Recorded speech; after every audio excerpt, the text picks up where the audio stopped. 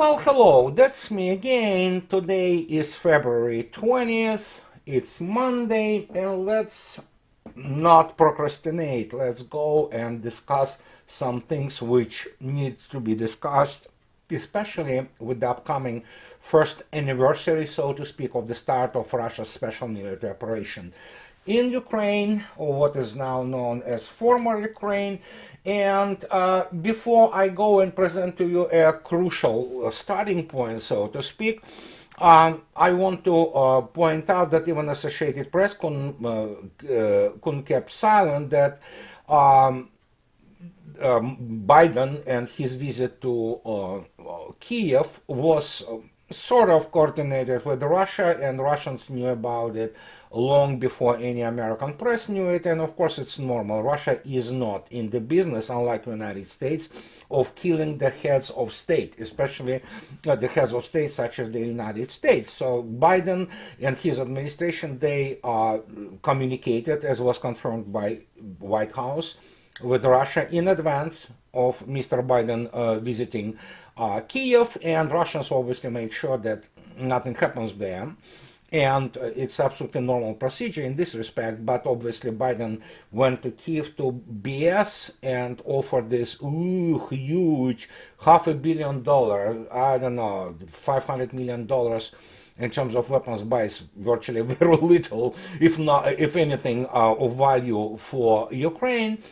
And as I already stated, we can sit and here discuss this minutia that, and we will talk about this minutia a little bit down the road here, but we will have to start with this. And I presented it before. In 2020, 2 years ago, pardon my French, Matt Purple wrote in the American Conservative the article which has an outstanding headline which talks about the World Economic Forum and basically globalist elites which dominate, including neocons who are globalists by definition, which dominates Washington, D.C. and a number of other countries, including obviously Europe. And he spoke about it plainly. Our elites couldn't reset a world outlet, let alone the global economy.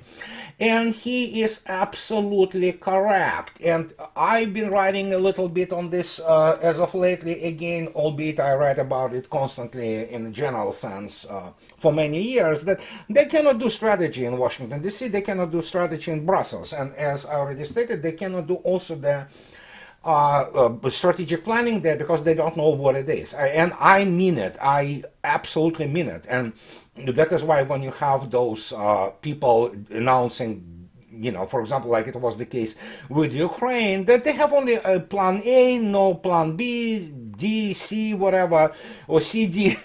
And the point is here, they won't even understand what decision tree is, how it appears, how contingency planning is done, and I mean it. And I'm talking about the long history of the United States, which never knows really what it does. And we can talk about here the birth trauma of the United States, which, being the offspring of the European civilization, never was a continental military power. It was always huge naval power, at least in the modern times. It has a magnificent navy even today, despite all of its problems. It definitely has a magnificent military and naval history, no doubt about it. But it's not continental power. And although the crucible of the not only Western civilization, but huge civilization around the world, they have been born primarily out of the continental warfare, not expeditionary one. Expeditionary warfare is a completely different story. And America never fought anything which is not expeditionary. And that's huge difference. And when we talk about the American elites which do not know shit from Shinola, pardon my French, including those people in Pentagon, many of those in Pentagon, they don't understand the difference. And when you look at many generals in the United States, they are indeed political generals who never served or never fought anything, never won anything, and that goes across the board. And here, this address of this birth trauma that the United States always looked upward to all those Germans, for example, who have a Germany has a dramatic, really, military history, and including actually both naval and continental military history. That is why United States and U.S. Army at some point of time adopted basically the German way of war.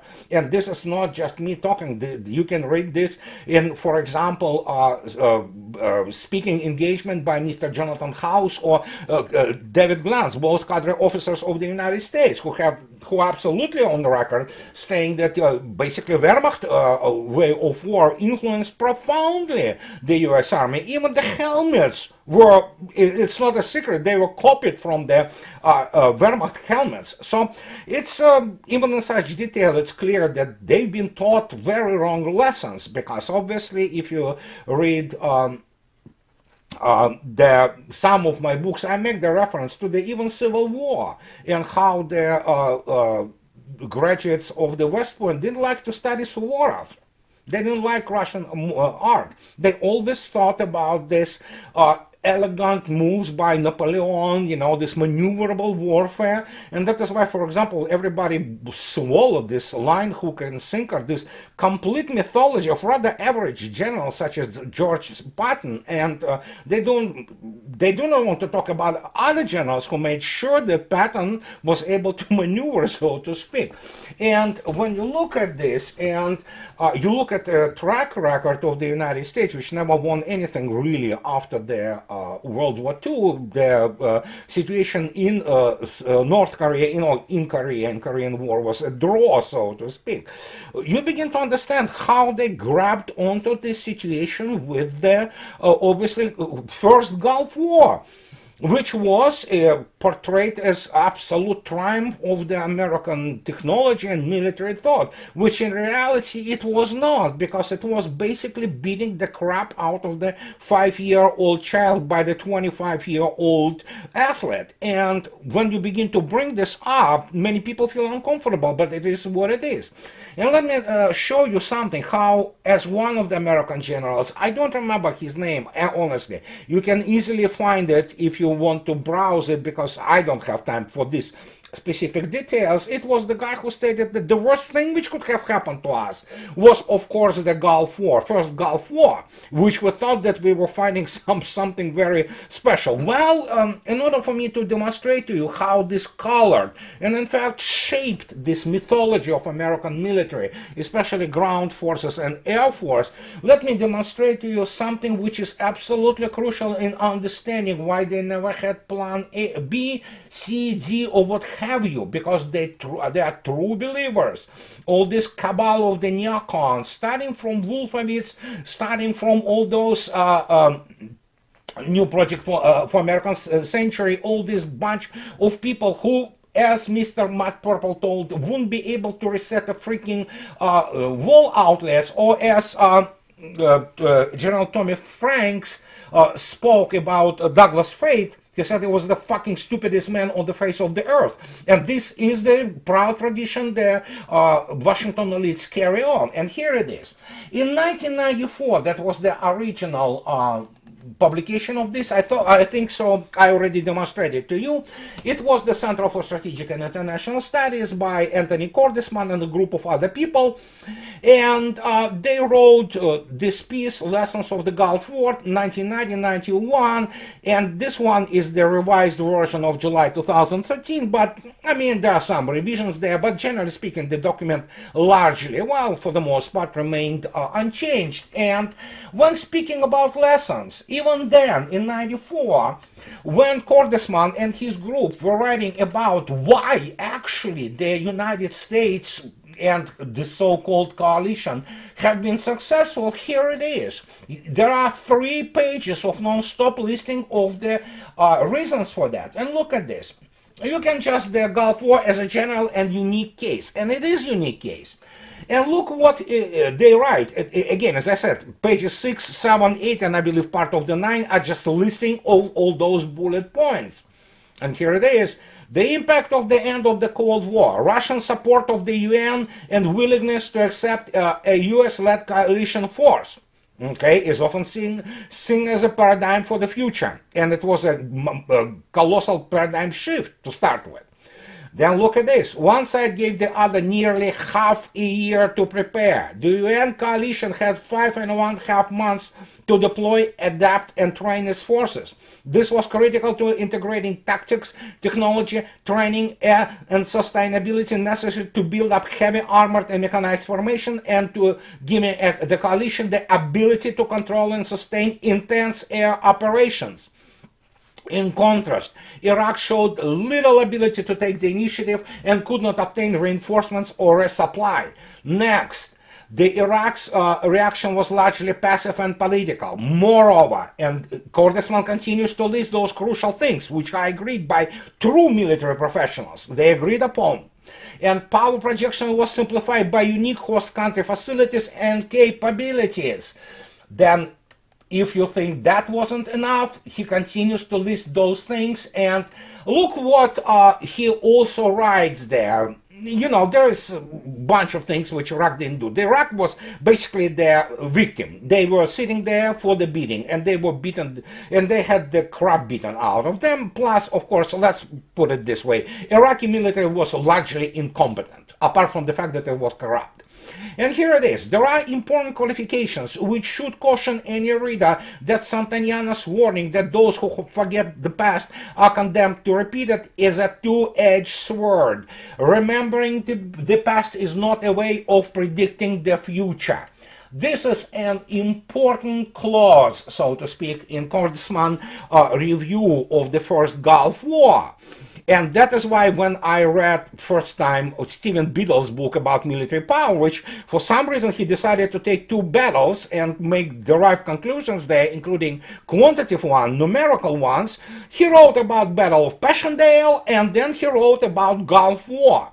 But even he was admitting then in 2005 that, well, it was anomaly really. Nobody expected. Well, people did expect actually that once it started, that once the coalition aviation started to practically with impunity soften their Iraqi targets for what, 5.5 months, it was over. Everybody understood that Iraq with their gross domestic product and industry smaller than that of the city of New York, they wouldn't do much. And that's what it was. It was the first coalition of the first world bullies beating the crap of the third world, pardon my French, I mean, shithole in terms of military. And there we go. But they grabbed onto it. They wanted to show that it matters, that it somehow made a huge difference. Well, let's take a look at something which you need to understand. What is the operational tempo is. It's the number of sorties or number of munitions expended or flown or executed while the war lasts. And look at this. If you look attentively at the Gulf War and in the lessons and tabulation of the, for example, key munitions used by US aircraft, which was the main fighting force really, because it was from the get-go and continued into this whole operation, which lasted roughly 5 days, you can see yourself that majority of the munitions, and if you look attentively at 69% of the unguided general purpose bombs, you will look at 26% of unguided special purpose bombs. When you add this together, you get what? 95%. Only 2% have been really laser guided bombs, and in general, Iraqi army, which had the air defense of the, before the US Civil War type, and they were basically bombed into utter submission. And they didn't fly really any air force. They had the backward air force, which immediately escaped part of it anyway to Iran. And so when you look at this, you begin to also look at other things. And now when we compare this towards the, and we compare it in terms of, for example, use of the artillery, apart from the fact that Russia uses I mean, incomparably, order of magnitude more of their surface-to-surface missiles. Just to give you example, here is the number of the missiles used by U.S. Navy, which launched those famous clamps, you know. But here, what actually Iraq responded with? Look at this. Iraq responded with firing, as you can see yourself, something like 48 Scots at Israel, 3 at Saudi Arabia, 3 at Bahrain, and the only thing which happened, they admit, the one serious effect on Iraq's Scud strikes on Saudi Arabia was an accidental hit on US barracks near Daram on February 25th, which produced the only major coalition losses to any Iraqi long-range strike system. And if people begin to really kind of compare to what is going on in terms of what is happening in special military operations, here is another demonstration. Look at this. U.S. Navy use of Tomahawks during the Gulf War amounted to 296, as you can see yourself. And they were shooting those things also non-stop. The largest salvo, evidently, which was fired was 122. As you might remember, just a couple of 3 weeks ago, Russia launched 178, I believe, 3 and 14 calibers, not to mention all other types of the munitions and long-range standoff munitions.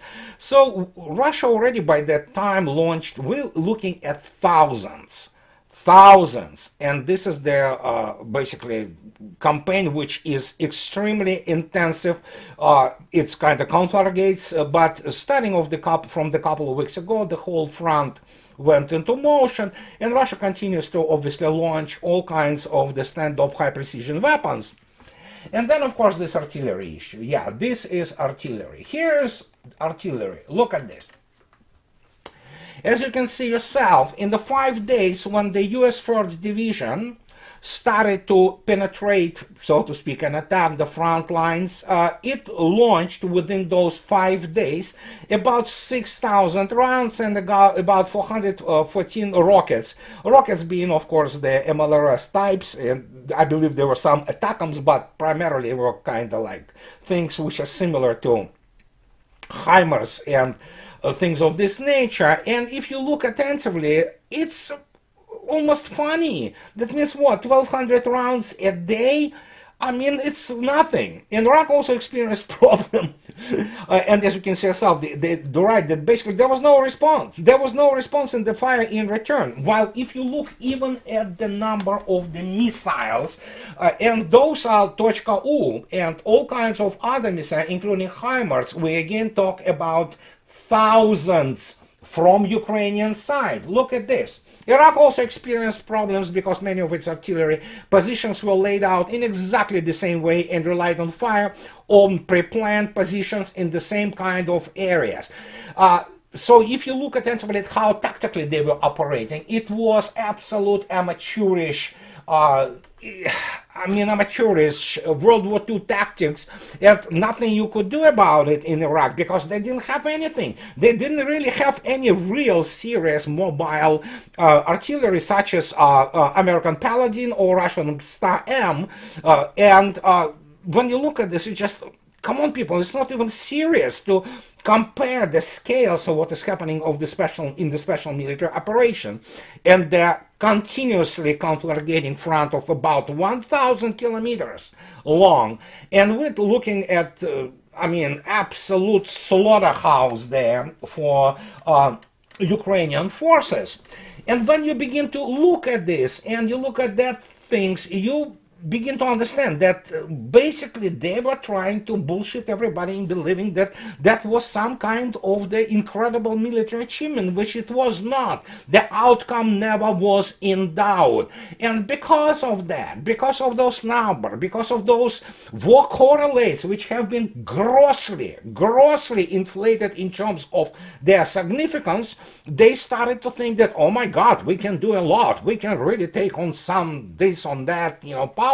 No, they can't. That's the whole point. I've been calling on that for hell knows when, 9 years on my blog alone, that United States is not prepared to fight real war, and especially long war.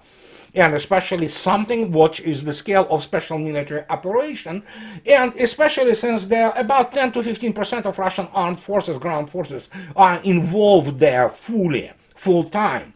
And when you look at this, it's like, yeah, when you have that background, when you have this type of the mythology floating around, inevitably, especially when you have people who do not understand what military planning, not on tactical level, as I already stated, that's why I do not really comment much on those companies or battalions attacking this and that, and the tank shooting at the other tank. And what's the point? You win, as Dr. Milan Viga and I constantly quote it. You win wars not on a tactical. You win wars on the operational and strategic level. And operational and strategic level is, guys, level of the staffs of the divisions, of the Army Corps, of the fleets, and then you go to strategic level, obviously, which are, of course, armies, and then, of course, the basically all of the armed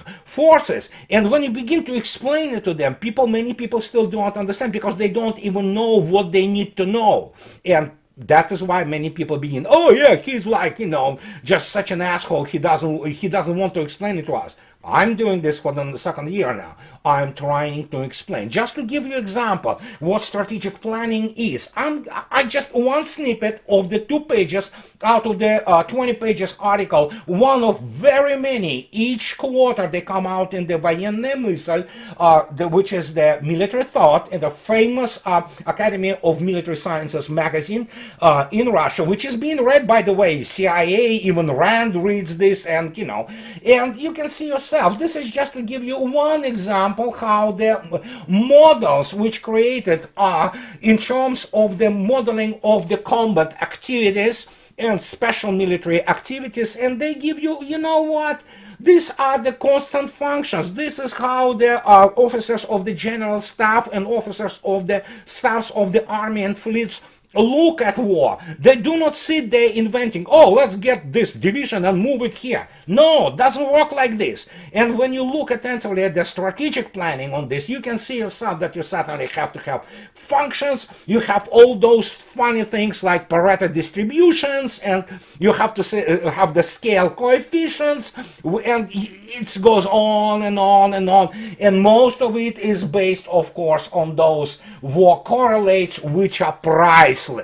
That is why the United States throws its forces into under the cover of the volunteers into this meat grinder, because they need desperately to know the actual situation. They need to know those war correlates, this combat data, how the real war happens.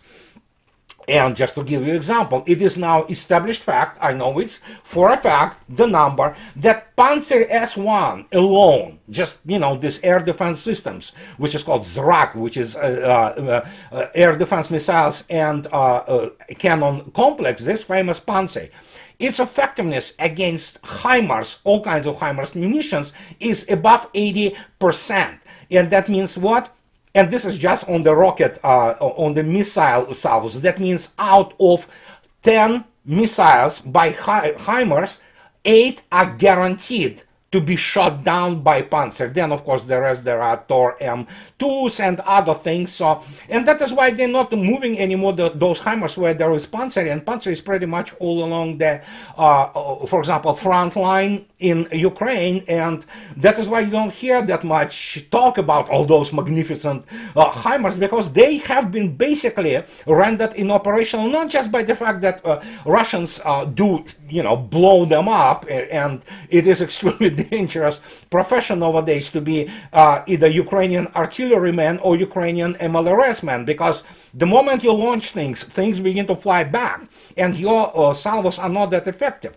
But in the case, you don't understand, out of 10 missiles, 8 are guaranteed to be shot down, sometimes at 9, sometimes at 10. And this is just by Panzer alone. And then you get onto this multi-layered air defense, and suddenly you don't hear much about those HIMARS, do you? Because, yeah, they've been rendered operationally insignificant.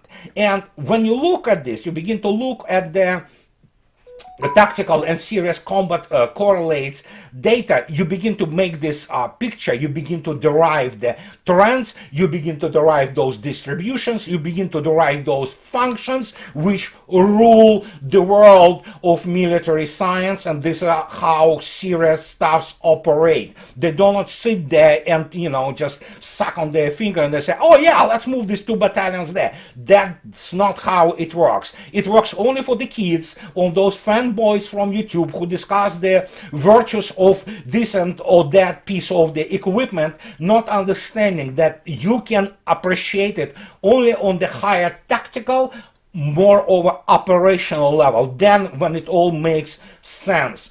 And that's what it is. Then when you look at the video, something like that, oh yeah, 15 against whatever, Su-27. No, this is not how it works, guys. Yeah, you can compare platforms, but in combat conditions, it works absolutely different. It is very complex set of interactions. And here what we have here, as I already stated, and this goes back to our situation with the elites and Mr. Matt Purple, who state that they cannot reset the wall outlet. Look at this. Mr. Z, this dude, speaking this weekend to Italian Corriere della Sera, he stated this. I'm not going to be raping otherwise very beautiful and melodic Italian language. You can see it highlighted in yellow, but look what it is. I made the machine translation to you. And people from Corriere della Sera ask him this. But is it still worth losing men defending Bakhmut, a minor town in Donbass? You see, minor town in Donbass. Look what Mr. Zelensky answers. Yes, it is not a particularly big city, actually like many others in the Donbass devastated by the Russians. It is important for us to defend it, but not at any price and for everyone to die. We will fight until it's reasonable. The Russians then want to continue to Kramatorsk and Slavyansk, up to the borders of Donbass and up to Dnipro if they can. We are resisting, and in the meantime we are preparing the next counterattack. And as I already stated, they don't have much in terms of counterattack, but when they say that it's now insignificant city of Bakhmut, let me show you something. Here is the few days ago. Look at this. This is a MSNBC, make no mistake. And this is a MSNBC. And they talk about Russia nears the capture of the strategic town at the heart of savage fighting in eastern Ukraine. And guess what? It's about Bakhmut. Now we go to the town which is even less size or much smaller size than Bakhmut. It's Solidar, which only 10,000 population. Look what Newsweek writes about it. Why Bakhmut could decide who wins Ukraine war. And they again speak about it, and we're looking at those things. Solidar it's 10,000 population, yet the fall of Solidar was huge. And now Bakhmut, it's not the fact that it's large, although it's actually significant. The pre-war population was about 71,000, I believe, and Solidar, which literally next door to it, you add another 10,000, then you add some small suburbs, you're looking at around 100,000 plus agglomeration. But you're talking about the catastrophic number of losses those idiots sustained, and now Mr. Zelensky is getting ready to give up on this because the United States told him to get the hell out of there because obviously he will have any serious resources and he cannot outsmart. Pentagon cannot outthink Russian general staff. It's two different weight categories, intellectually, mathematically, operationally, strategically, and historically, Russian general staff is older than the United States as a state. Those people don't understand what they're dealing with. And while we may say, which Kordesman correct, basically debunking Santayana's quotation about the repeating of the history, obviously you still learn from history. You just need to know how to learn from it. And evidently this is not the case in the United States. That is why they maybe do not understand that Russians operate on the Markov chains, while Markov process, again, another Russian mathematician who builds, whose ideas are in the foundation of the immediate on the real-time planning, which is of course based on the fact of what you know today, not what you know from the past, and based on this you calculate your probabilities. This is contingency planning. This is your operational planning in real time, which happens 24/7, but it's long, again, as Pareto distribution or things of this nature. It's difficult to explain how people of general staff and higher staffs or central apparatus of Ministry of Defense think. They think only in these categories. They don't think in this bullshit about how F-15 will fight, single F-15 will fight against single Su-27. They don't care. They want the numbers of divisions, corps, armies, fleets operating, and then they will decide how it's done. Remember, Mr. Milan Vigo, victory is obtained only on the operational and strategic level. And here it brings us to this kind of conclusive thing, because obviously it's becoming really nauseating. I'm sick and tired of doing this, debunking this bullshit, and I need to open the cottage industry of debunking shit from Pentagon and American military think tanks, and well, I'm basically moving in that direction. Here's Mr. Kaufman. Mr. Kaufman of the Center of Naval Analysis. Yeah, they think that they are really analyzing them. Look at this. Here does it yesterday. The thing about, Mr. Kaufman on few thoughts on Russian winter offensive. Did Russian winter offensive start really as we usually understand it? No, of course it's not. Russia just made more activity on the front because it absolutely fits perfectly into the strategic aims of Russia. But look at this, which began 3+ weeks ago and has so far yielded little progress for Russian forces. Really? I think so. What was happening in the last 3 weeks has actually yielded enormous benefits, and precisely because the Ukrainian remnants of the armed forces of Ukraine are being stretched and annihilated along the whole front line, and that is the strategy. If Mr. Kaufman still didn't understand what strategy is, because Russia doesn't fight armed forces of Ukraine, which have been annihilated twice already. No, he doesn't understand this, because look at his biography. He is a classic Soviet immigrant. He is a Jewish immigrant from Ukraine, and his only claim to understanding, quote unquote, for Russia is, of course, the fact that he has a degree in political science. And he graduated some international security at Edmund Walsh School of Foreign Service and Georgetown University. He graduated in something in political science, and then studied in some U.S. programs of the strategic studies. Okay, I'm on record. Read my lips. Those strategic studies suck in the United States because they live in the totally virtual reality, economic, military, and other realities, of which Mr. Matt Purple in the beginning of my broadcast today warned. They cannot freaking reset wall outlet because they have zero competences in what really matters in real economy, real war, real culture, real everything. They do not understand how to operate with tangibles. And now that the combined West finds itself being disarmed and being demilitarized, as Russians were warned. And SVR, yesterday's SVR, Russian Foreign Service report came out. It's pretty specific. They started counting and the start date of the attack on Russia. They didn't start it from February 24th, 2022. They started it from the December 2021, the moment Russia issued this ultimatum. An ultimatum, Ukraine is just the tactical thing there, tactical link in the chain of the events, which are of course strategic in nature, and they are anti-NATO. It is all about containing and then rolling back NATO to the borders of 1997, and Russia creating the security buffer, if you wish, next to its borders. And when you have people like Mr. Kaufman, who, again, he's fluent in Russian, that's about as much as he has understanding of the Russian military, which he does not. Most people in the United States, especially so-called Russian study field, including all those immigrants like Rebecca Coughlin, they have no clue about what is military technology, what modern procurement programs are, how they formulate. And in the end, what, for crying out loud, what kind of clearance did they ever hold in Soviet Union or in Russia?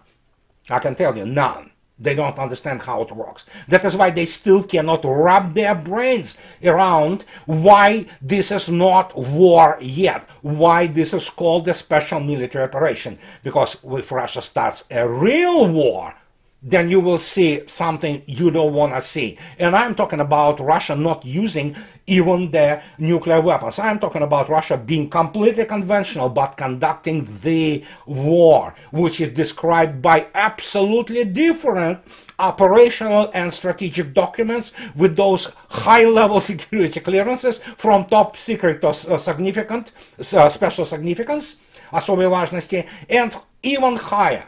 And those people don't understand that. War is described differently.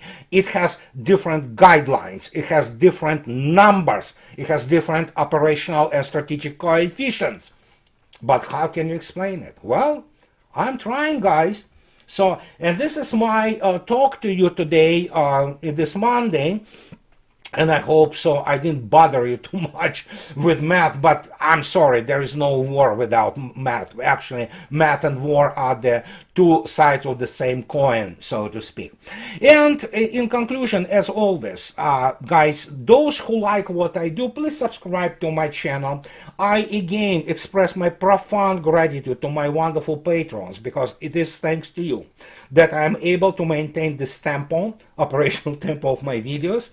And those who like what I do, please support me on the Patreon and buy me a coffee or two. I'll spend those money for buying myself Jack Daniels. So there you go. I said it. I'm a very honest man. So, okay, thank you very much for your attention, and I'll talk to you later. Bye-bye.